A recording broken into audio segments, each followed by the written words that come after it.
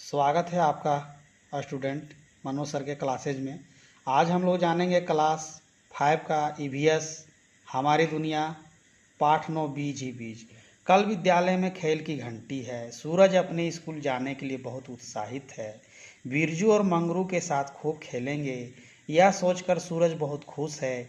इतने में माँ ने आवाज़ लगाई, सूरज सुबह के लिए 2 कटोरी चना भिगो देना।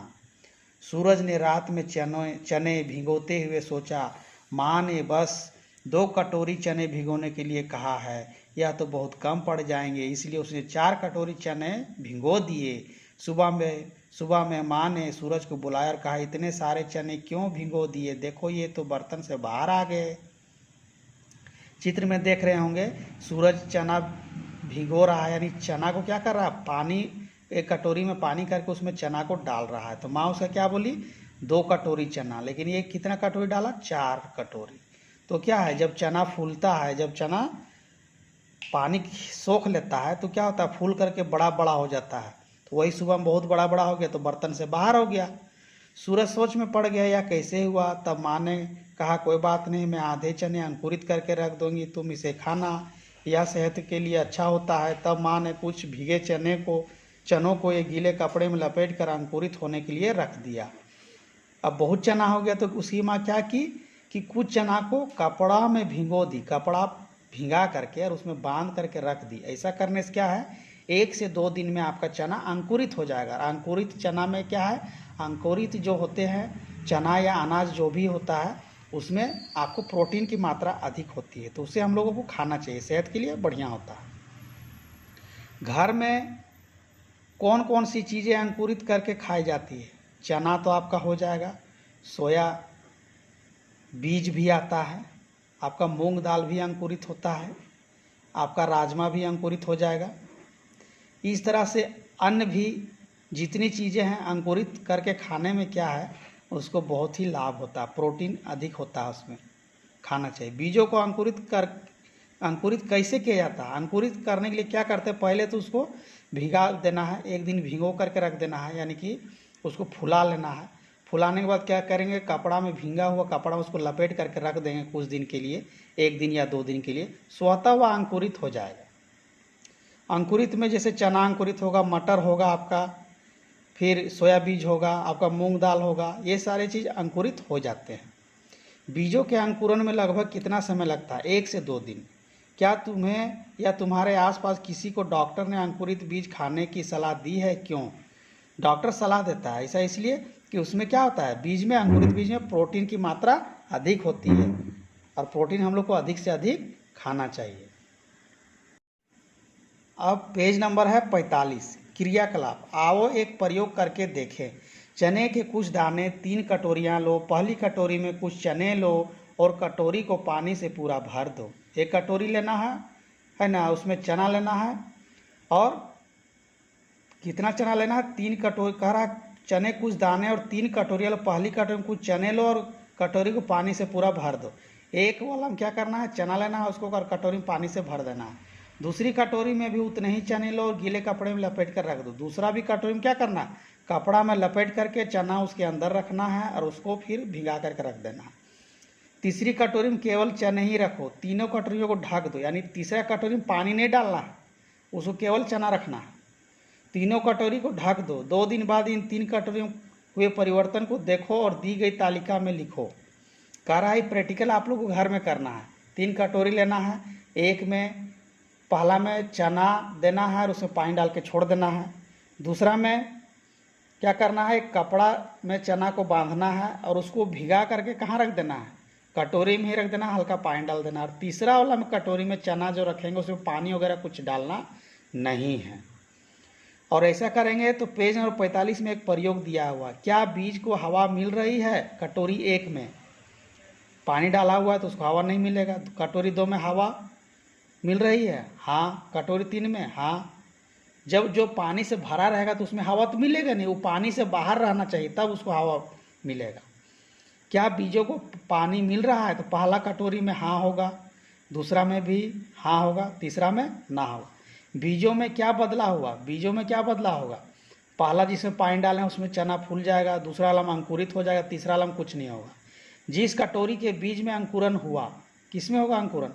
कटोरी नंबर 2 में, जिसमें कपड़ा में लपेट करके रखे हैं उसमें।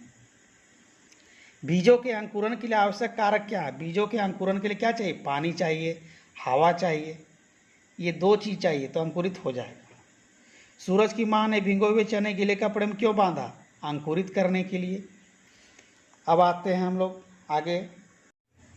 अब पेज नंबर 46 में हम लोग जानेंगे क्रियाकलाप। अंकुरित बीज को ध्यान से देखो और उसका चित्र बना। जो बीज अंकुरित हो चुका है उसको देखना है और फोटो उसका यानी चित्र बनाना है। कहाँ? कॉपी में। तो इसको किताब में तो फोटो आपको मिलेगा, लेकिन अपने से करके बनाइएगा तो ज़्यादा बेहतर होगा। अब कह रहा है किसका पौधा कितना बड़ा? 5 चौड़े मुंह वाले 5 डब्बे लो। कितने डब्बे लेने कह रहा है? 5। इनके नीचे छोटा सा छेद करके इनमें मिट्टी भरो। सभी डिब्बे में अलग अलग तरह के बीज बोए, उसमें थोड़ा पानी भी डाल दे। कहने का मतलब क्या? 5 डिब्बा लेना है, उसमें मिट्टी डालना है, थोड़ा पानी डालना है और 5 प्रकार के बीज डाल देना है। जैसे मान लेते चना है, मटर है, आपका मकई है, फिर आपका बाजरा है, आपका सोयाबीन है, सोया बीज है, राजमा है, बहुत सारे हैं। उसके एक एक बीज जो है डाल देंगे, 5 अथी में डब्बा में डाल दिए, उसमें पानी देंगे और उसको धूप में रखेंगे। और उसके बाद से आपको लिस्ट बना लेना है अपना कॉपी में, पेज नंबर 46 में दिया है। बीज का नाम लिख लेना है और बीज उसमें डब्बा में नंबर लगा देना है, 1 number, 2 number, 3 number, 4 number, 5 number करके। बीज का नाम लिखना है, किस तारीख को बोए हैं यानी लगाए हैं उसको लिखना है, कितना पानी डाला गया। ढक्कन के हिसाब से डालिएगा तो ढक्कन के हिसाब से नापी भी आप लिख सकते हैं, 1 ढक्कन, 2 ढक्कन। आप जिस दिन तुम्हें छोटा सा पौधा निकलता दिखे उस दिन से अपनी तालिका में इन बातों को लिखते जाओ। एक कॉलम भी बना लेना है जो कि आपका पेज नंबर 46 में है। फर्स्ट में तारीख, पौधे की लंबाई सेंटीमीटर में, कितने पत्ते दिखे और कोई बदलाव। यानी जैसे कि तारीख लिख दिए, पहला तारीख को देखें कि पहला नंबर में मान लेते हैं कि पौधा उग गया है तो उसको नाप लेना है सेंटीमीटर में और लिखते जाना है। कितने पत्ते निकले हैं सो लिखना है और क्या बदलाव हुआ है उसको लिखना है। फिर है पता करो बीज बोने और छोटा पौधा निकलने में कितने दिन लगते हैं। कम से कम आपको 2 से 4 दिन लग जाएगा। अंकुरित होगा उसके बाद ना उसका निकलेगा पौधा। पहले दिन और दूसरे दिन पौधे की लंबाई में कितना अंतर था। निश्चित है कि पहला दिन पौधा छोटा होगा, दूसरा दिन बड़ा होगा। इस तरह जैसे जैसे दिन बीतेगा वैसे से क्या जो पौधा अंकुरित हो गया वो धीरे धीरे बढ़ना शुरू हो जाएगा। क्या हर दिन पौधे से नए पत्ते निकले? ये कोई जरूरी नहीं कि हर दिन निकलेगा, 1 दिन बाद भी निकल सकता है, 2 दिन बाद भी निकल सकता है। क्या पौधे के तने में कोई बदलाव आया? हाँ, इसमें बदलाव आएगा। कैसे बदलाव आएगा आपका कि उसका तनाव क्या है, जैसे जैसे दिन बढ़ेगा वैसे वैसे क्या होगा, उसका तना मोटा होता जाएगा। अब पेज नंबर 47 कह रहा है इसमें चर्चा करो किस बीज के पौधे को मिट्टी से बाहर आने में सबसे ज़्यादा दिन लगे। यानी 5 जो आप लोग डब्बा लिए हैं उसमें 5 डब्बा में से किस में से पौधा निकलने में ज़्यादा दिन लगा। तो उसको निरीक्षण करने पर पता चलेगा किस बीज के पौधे को मिट्टी से बाहर आने में सबसे कम दिन लगे। मिट्टी जितना मुलायम होगा उतना जल्दी उसमें पौधा उगेगा। खास करके लाल मिट्टी में क्या होता है, फसल अच्छा होता है, लाल और बलुआई मिट्टी। कौन सा बीज उगा ही नहीं, ऐसा क्यों? मिट्टी जितनी टाइट होगी, जितनी पथरीली होगी, जितनी कड़ी होगी उसमें क्या है बीज उत्पन्न नहीं होंगे या बहुत देर से उत्पन्न होंगे। अगर तुम्हारा पौधा सूख गया या पीला हो गया तो सोचो ऐसा क्यों हुआ होगा। ऐसा क्यों होता है? ऐसा हो सकता है या पानी का कमी हो गया या मिट्टी सही नहीं है या कुछ बीमारी हो गया। पौधे को पानी ना मिले तो क्या होगा? पौधे को अगर पानी नहीं मिलेगा तो वह क्या, पौधा बढ़ेगा ही नहीं, वो अपना भोजन नहीं बना पाएगा। क्योंकि पौधा को भोजन बनाने के लिए सूर्य का प्रकाश, जल और CO2 गैस चाहिए प्रकाश संश्लेषण के लिए। पौधे अपना भोजन प्रकाश संश्लेषण के माध्यम से बनाते हैं, फोटोसिंथेसिस जिसको हम लोग कहते हैं। सोचकर बताओ बीज के अंदर क्या होता है। बीज के अंदर नन्हा पौधा सोया हुआ रहता है। नन्हा पौधा वाला कविता भी आप लोग पढ़े होंगे। छोटे से बीज से इतना बड़ा पौधा कैसे बनता है? पहले तो क्या पौधा छोटा ही रहता है बीज के अंदर, लेकिन धीरे धीरे धीरे धीरे धीरे विकास होते होते वो क्या है, बड़ा हो जाता है। जैसे बच्चा लोग भी पहले छोटा होता है, लेकिन हम लोग धीरे धीरे बढ़ते बढ़ते बड़ा होते, उस तरह से पेड़ भी धीरे धीरे बढ़ करके बड़ा हो जाता है। क्या तुम ऐसे पौधे का नाम बता सकते हो जो एक वर्ष या एक फसल में बीज बनाकर सूख जाते हैं? हाँ, ऐसा होता है। जैसे मक्के, ये क्या है आपका, मतलब कि उगता है और फिर क्या धीरे धीरे पक जाता है, और फिर उसका बीज को हम लोग सुरक्षित रख लेते हैं, एक वर्ष बाद भी उसको लगा सकते हैं। फिर कह रहा है कि क्या तुम ऐसे पौधे का नाम बता सकते हो जिनके प्रत्येक वर्ष बीज बनते हैं और कई वर्षों तक जीवित रह सकते हैं? हाँ, मकई, आपका चना, मटर, दलहन पौधे, दाल वाले पौधे, ये सब क्या है बहुत लंबा समय तक जीवित रहता है, और बहुत लंबा समय तक इसको क्या हम लोग सुरक्षित भी रह सकते हैं। आजकल एक से एक वैज्ञानिक तरीका आ गया है जिसमें विभिन्न प्रकार के पौधे या बीज कोई भी हो, कोई भी अनाज हो, उसको लंबे समय तक सुरक्षित रखा जा सकता है। अब पेज नंबर 48, इसमें एक आपका कॉलम बना हुआ है, बीज का नाम है, रंग है, आकार है, चित्र बनाओ, ऊपरी सतह। राजमा, देखिए आगे राजमा बोल रहे थे, राजमा का रंग कैसा होता है, भूरा, तो उसका चित्र बनाना है, उसका पौधा हो गया। तो चना, चना का रंग कैसा होता है, ये भी भूरा होता है। मटर, मटर क्या हरा और पीला होता है। सरसों, ये कैसा होता है, मटमेला या काला भी होता है, काला पीला, पीला भी सरसों होता है, काला भी होता है।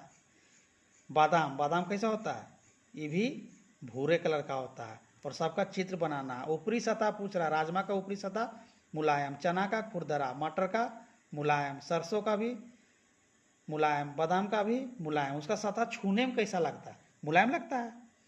सोचो और लिखो कौन कौन से बीज अनाज के रूप में इस्तेमाल होते हैं। यहाँ नाम दिया हुआ, राजमा, चना, मटर, सरसों, बादाम, मकई, बाजरा, और भी नाम आप लोग सोच सकते हैं। कौन कौन से बीज मसाले के रूप में इस्तेमाल होती है? काली मिर्च यानी क्या, गोलकी, जीरा, आपका लहसुन, ये सब क्या है, मसाला है। आदि क्या है, मसाला है।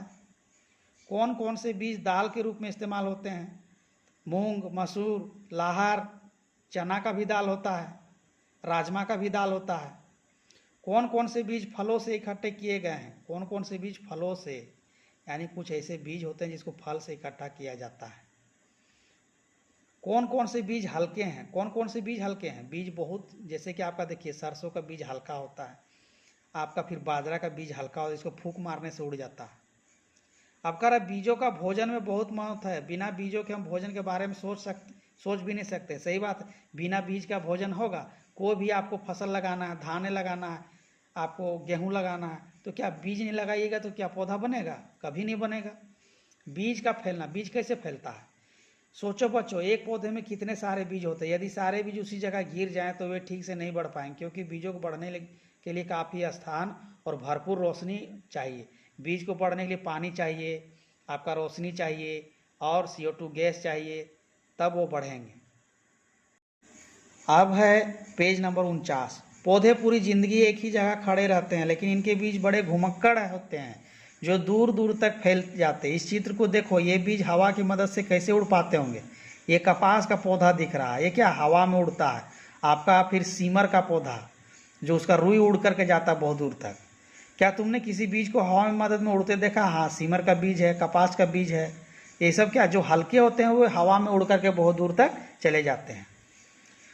उनमें से क्या होता है जिससे बीज हवा में उड़ जाती है? उसमें क्या हुआ, बीज हल्का होता है। जैसे सीमर का पौधा, क्या है, सीमर का मुलायम वाला क्या है, कपास जैसा यानी कि रुई जैसा रहता है, जिसके कारण क्या हवा में वो बहुत दूर तक उड़ जाता है।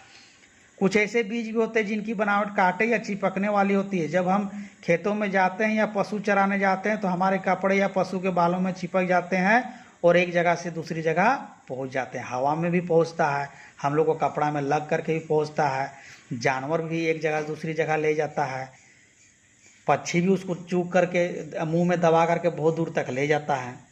चित्र को देखकर पता लगाओ इनमें बीजों का बिखरा किस किस तरह से हो रहा है। कैसे वो हवा से होता है, पानी से भी फैलता है, पशु पक्षी भी ढो करके ले जाता है। कुछ पौधों के बीज पकने पर स्वयं चटकते हैं और बिखर कर दूर दूर तक फैल जाते हैं। जैसे भिंडी का बीज भी अगर पक जाएगा ना तो चटक जाएगा तो बहुत दूर तक वो भी फैल जाता है। फिर मटर का भी होता है इसी तरह। अब है पेज नंबर 50। पता करो सही उत्तर पर सही का निशान लगाओ। बीजों का प्रकीर्णन यानी बिखराव। प्रकीर्णन का मतलब क्या है? बिखराव, स्कैटरिंग, फैलाव, बिखरता है। बीज का नाम पानी द्वारा, हवा के माध्यम से, पशु पक्षी के माध्यम से बीज का नाम लिखना है इसमें। जैसे हम मान लेते हैं एक बीज लिखे चना। चना एक जगह दूसरी जगह कैसे जाएगा? पानी से जाएगा कि हवा से कि पशु पक्षी से? चना पानी से भी जा सकता है और पशु पक्षी भी उसको ले सकता है, तो उसमें टिक मार देंगे, हवा के माध्यम से नहीं फैल सकता है। कपास का बीज, कपास का बीज क्या है? हवा से भी फैल सकता है, पशु पक्षी भी ले सकता है और पानी द्वारा भी फैल सकता है। फिर है मटर का, मटर क्या पानी द्वारा भी फैल सकता है लेकिन हवा के द्वारा नहीं फैल सकता, इसको पशु पक्षी एक जगह से दूसरी जगह ले सकता है। तो आप लोग कॉलम बना करके उसमें बहुत सारे बीज का नाम लिख करके, और पानी द्वारा फैलता है कि हवा के द्वारा फैलता है कि पशु पक्षी के माध्यम से फैलता है, इसको कॉपी में बनाइएगा। अब है क्या मनुष्य भी बीजों को यहाँ से वहाँ पहुँचाते हैं? हाँ पहुँचाते हैं, हम भी बीजों को यहाँ से वहाँ पहुँचाते हैं, कभी जानबूझकर और कभी अनजाने में। अगर कोई पौधा बहुत खूबसूरत हो या किसी बीमारी में दवा के रूप में उपयोग होता है तो हम उस पौधे के बीज को अपने बगीचे में उगाने के लिए लाते। कुछ सालों बाद हमें याद ही नहीं रहता ये पौधे हमेशा से यहाँ नहीं उगते थे, बल्कि ये तो किसी दूसरी जगह से यहाँ लाए गए हैं। पता है मिर्ची हमारे यहाँ कहाँ से लाई गई है? इसे पुर्तगाल देश के व्यापारी दक्षिण अमेरिका से भारत लाए थे। अब मिर्ची पूरे भारत में उगाई जाती। देखिए मिर्च यानी कि हरा मिर्च कहिए या लाल मिर्च कहिए, कहाँ से आया? पुर्तगाल से। यहाँ भारत में इसका खेती नहीं होता था। इन प्रश्नों का उत्तर अपनी कॉपी में लिखो। बीजों को अंकुरित होने के लिए किन किन चीज़ों की जरूरत हुई होगी अपने शब्दों में लिखो। बीजों को अंकुरित होने के लिए पानी, हवा और रोशनी चाहिए। बीज किस तरह से बिखरते, इन्हीं दो तरीकों के बारे में लिखो। हवा से और पानी के द्वारा फैलता है। अब कह रहा है कि इसको पढ़ने से हम लोगों ने पाठ 9 है, ये पाठ आपका 9 है, बीज ही बीज। तो इसमें हम लोग क्या सीखा? पाठ 9 है बीज बीज। हम लोगों ने सीखा कि पौधे को बढ़ने के लिए हवा, मिट्टी और पानी की आवश्यकता होती है। पानी, जंतु, हवा आदि के द्वारा बीज एक जगह दूसरी जगह पहुंचता है। मनुष्य भी अपनी ज़रूरत के लिए किसी बीज को एक स्थान से दूसरे स्थान पर ले जाकर के उगाते हैं। तो प्यारे बच्चों, आज हम लोगों ने जाना बीज की कहानी, है ना, और किस प्रकार से बीज एक जगह से दूसरी जगह फैलता है। तो आज के लिए इतना ही है स्टूडेंट, और बने रहे हमारे यूट्यूब चैनल पर। Please like, share and subscribe. धन्यवाद।